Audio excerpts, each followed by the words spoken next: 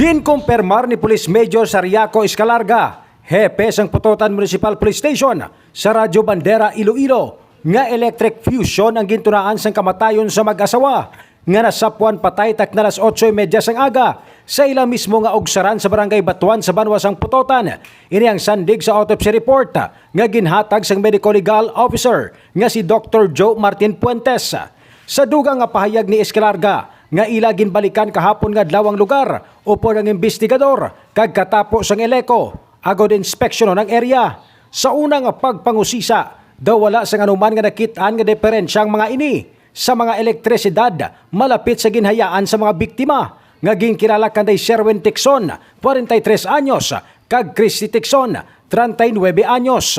Apang sang gin-on na ang circuit breaker didto na nakitaan sang katapos ang eleko ang presensya sang kuryente sa scene nga atop sang kurungan sang manok kung sa diin may yara sang alambre nga konektado sa cyclone wire nga nagaserbi kodal sa mag-asawa. Sa dugang nga investigasyon, posible nga nagalantaw sang TV ang bana nga lalaki Lunes ang gabi bangod may yara sang beer sa ilang lamesa kag posible nga nagbisyo ang ila linya sang kuryente kag nagwa ini agod kay uhon kag sang matapos nga gin-on liwat ang circuit breaker sang kuryente didto na kag na kuryente ini. Bangod ang positive nga kuryente, ang aksidente nga natakod sa ground. Posible man nga sang nakitaan sang asawang iya sini nga bana nga natumba, gintuyo sini nga buligan, apang na kuryente man ini. Nakitaan sa mga indikasyon sa lawas sa mga biktima, ila binagid ang iya sini nga asawa, kung sa diin ang pila sini sa abaga, ang tungod sa tuman nga pagdukot sa cyclone wire, nga posible may presensya sang kuryente. Ginakabig naman nga case solve sa mga otoridad ang nasambitan nga insidente kung sa diin napabalo naman ang pamilya sa mga biktima.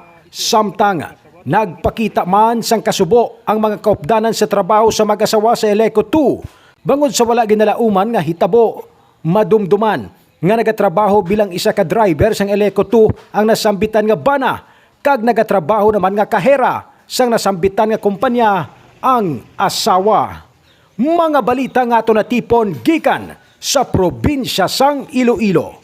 Ray Espeha Umalay, nagabandera sang matudtod nga serbisyo publiko kag kalingawan sa Iloilo. Radyo Bandera.